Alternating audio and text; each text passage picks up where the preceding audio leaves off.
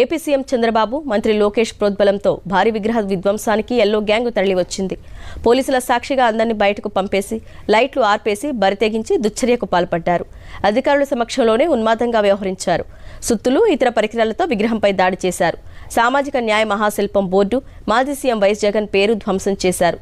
ప్రజలు, మీడియా అంబేద్కర్ ఆలోచనల పరులు రావడంతో అక్కడి నుంచి పరారయ్యారు.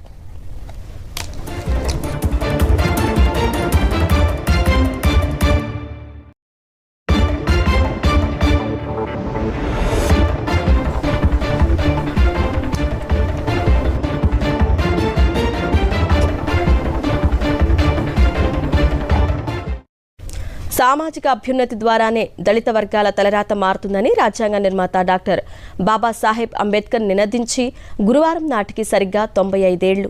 అణగారిన వర్గాలకు మద్దతుగా నాగపూర్లో 1930 ఆగస్టు 8న ఏర్పాటైన మహాసభకు దళితుల ఆరాధ్య దైవమైన అంబేద్కర్ అధ్యక్షత వహించిన రోజే ఆ మహనీయుడి విగ్రహాన్ని లక్ష్యంగా చేసుకుని విజయవాడ నడిబొడ్డున రాష్ట్రానికి తలమానికంగా ఉన్న అంబేద్కర్ విగ్రహంపై తెలుగుదేశం మూకలు ఉన్మాదంతో పేట్రేగిపోవటం దేశవ్యాప్తంగా యావత్ దళిత సమాజాన్ని నివ్వెరపోయేలా చేసింది.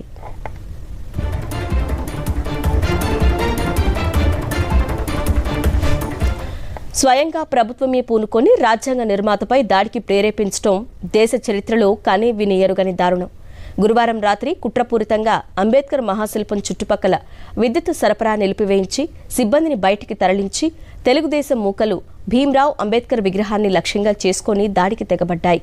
రాజ్యాంగాన్ని పరిరక్షించాల్సిన కొందరు అధికారులు పోలీసుల సమక్షంలో ఈ సామాజిక న్యాయ మహాశిల్పాన్ని ధ్వంసం చేసేందుకు బరితెగించారు.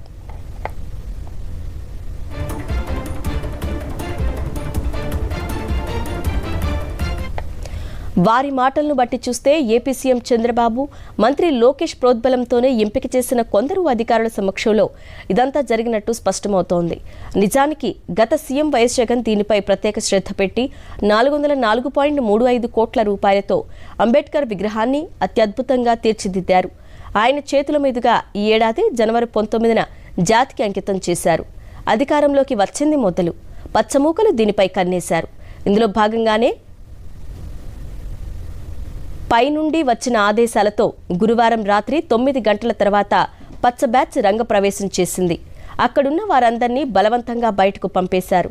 అందులో పనిచేసే కొందరు సిబ్బంది ఫోన్లను లాక్కున్నారు. మరికొందరిని ఫోన్లు స్విచ్ ఆఫ్ చేసి వెళ్లిపోమ్మని బెదిరించారు. ఈ తతంగానికి పోలీసులే కాపలా కాశారు. విగ్రహం నలుమూలలా పహారా కాసి చుట్టూ గేట్లు వేసి అనుకున్న పని మొదలుపెట్టారు. అధికారుల పర్యవేక్షణలోనే ఈ దారుణానికి తెగబడ్డారు. ఇంతలో ఈ సమాచారం బయటకు పొక్కింది. ప్రజలు, మీడియా అంబేద్కర్ ఆలోచనల పరులు రావడంతో వారంతా అక్కడి నుంచి పరారయ్యారు.